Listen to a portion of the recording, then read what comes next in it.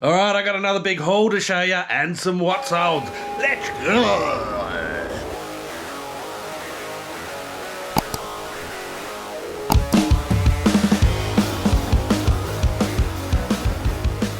G'day, Uncle Wayno here. Just really quickly before I get into the what's olds, I've just been having a bit of a clean out last couple of days, and I'm not trying not to source. I need a bit of a break from sourcing because I just got too much shit to get through. But the problem is when I'm having a bit of a clean out and I need to get rid of some of the stuff, where do I take it? I'll take it to the op shop to donate it, and then while I'm there, it's like, well, I might as well have a bit of a quick sneaky look. And I went in, there were a bunch of VHS tapes there. Most of them are mine that I've donated to them, so I don't usually look at them, but I did notice a few new ones, so I had a quick look, pulled about 15 out. Said to the lady, can I leave these on the counter while I look around? She said, we got a whole ton of them out the back if you want to have a look. So I said, rightio, let's go. And she took me out the back, and right next to all these big boxes of videotapes, which I ended up getting about 75 of, was this big long rack of AFL gear. And I said to her, can I have a look at this? And she said, yeah, we haven't got prices, but I can tell you what they're worth. And so I said, beauty. So I had a quick look. There's some absolute bangers in there.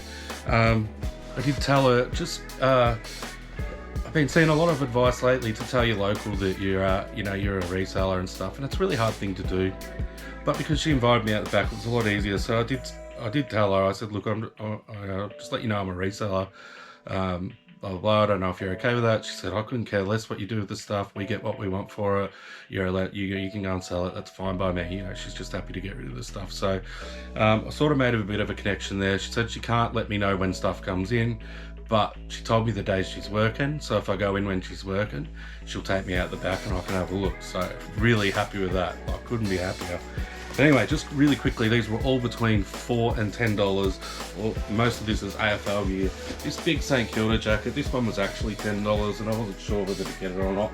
It's got a couple of little marks on it, but it's really thick, and it's actually a big sock. Well, it says small, but it's actually quite big.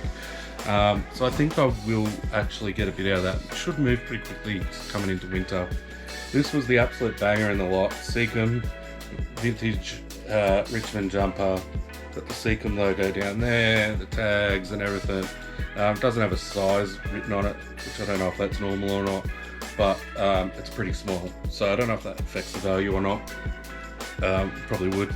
But yeah, it says 80 to 85 chest. So yeah, paid $124 for the whole lot, including the videotapes. So I'm really hoping this will just get the money back for the whole lot, and the rest will be profit. Just really quickly, another Richmond training Guernsey there. Then there's 3 jackets. These 2 are exactly the same. The jackets were $6, I think, these ones. That one's a bit thicker, so again, that might be pretty easy to move.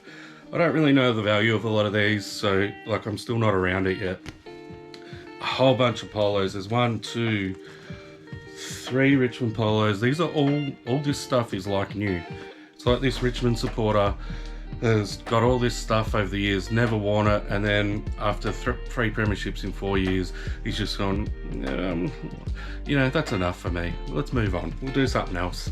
So he's just donated all his footy gear. This one's another one, the same one, but it's brand new with tags. So that's awesome. This is a teen one, but again, it's brand new with tags. They had a bunch of teen and kids stuff there, but that's the only one I got because it was brand new with tags. A random doggies one. AFL umpires jersey, well, it says mentoring program on the back. Yeah, so again, it's actually a pretty big size. Usually the umpires are little bloody squirmy men, so I'm surprised it's that big. But yeah, I should be able to get a little bit out of that. Then I just went out and had a look at the racks, and I got these couple of Bunnings vests, both the same. I've seen a few people selling them, and a UFC hoodie. They were all $4 each. And this really random Australia Goodman's jumper, vintage, with the old Australia logo on it.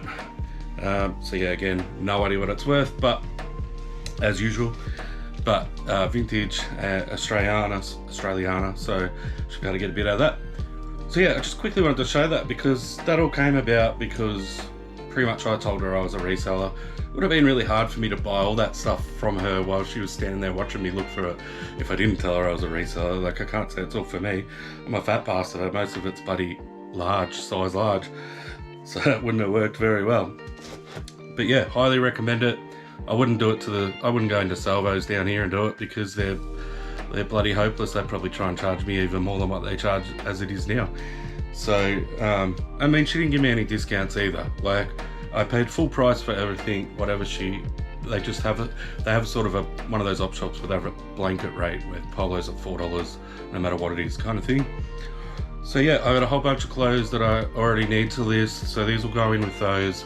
I have someone coming next week, hopefully, to help me with that, to take some photos and shit. So she has a bit of experience taking photos for her Depop account. So yeah, in return, I'm sort of going to show her how eBay works. So yeah, hopefully we can help each other out a bit there. And I'm hoping to get all the clothing photographed that I've got in one day, and then I'm happy to do the listings myself, the measurements and listings and stuff. So yeah, as long as I get all the photos done, because I just hate doing it. So yeah, awesome haul there. I'm really happy with it, and I've made a bit of a connection down there, which I'm super stoked with. Yeah, it's really good. Like, I'm just super happy about it. So let's get stuck into that what sold. All right, let's get stuck straight into these what sold.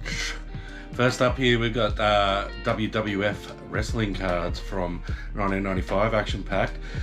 Picked these up at a market. I actually knew these were worth a little bit of money. I didn't realize they were worth so much. I paid $5 for the lot. Had no idea it was the complete set. The guy just had them sort of sitting there loose, and I got them home and found out it was the complete set. There was only one sold comp in Australia, and it was for $80 for the complete set. And I just felt like they put it down too low. I know a little bit about cards, so I just chucked mine up for $150 just to see what would happen. Had a couple of offers of like $90 or something, and I knocked them back. And then I got an offer of $115, so I just took it because I really didn't know the value, and if I was going to get any more. Buy paid postage, so taking out the cost of goods and the fees, I've made just under $100 profit. So that was a pretty good one. Next up here, we've got Eraserhead, this old David Lynch film. It's a pretty popular film, bit of a cult classic from the 90s. I think it's from the 90s, maybe the 80s.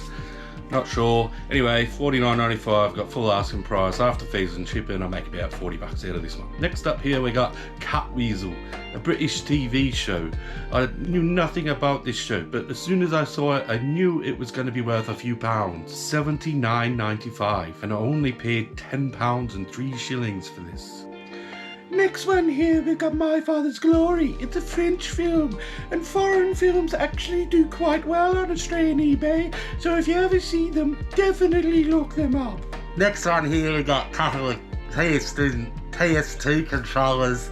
I got these at the New York shop in a couple of videos ago, and I thought I was going to hit it with the consoles that I had. I actually had too many, so I just put 2 controllers and a memory card together, and it sold within 24 hours for $49.95, and the wire had shipping.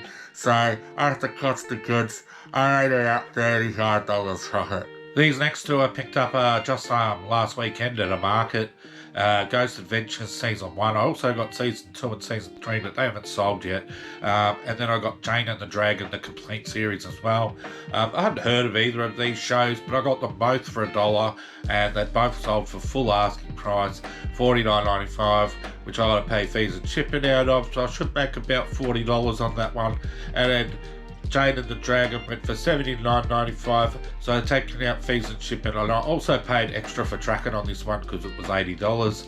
So I don't know, maybe $67, $68 profit after you take all that shit out of it. Last one we got here is Rocko's Modern Life on VHS. I originally had 3 of these. I sold one for about $50 a few months ago, and these two have sat there for months. So I was doing me end listing and sell similar, and I chucked these back up for $29.95 just to try and get rid of them. And I had the same buyer offer me $20 for each, so I just took it straight away.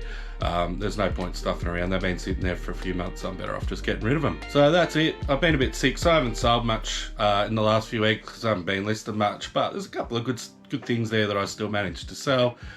Bit of a boring episode, not much really happened, so I hope you stayed to the end, and I hope you enjoyed it, and we'll see you on the next one. Cheers.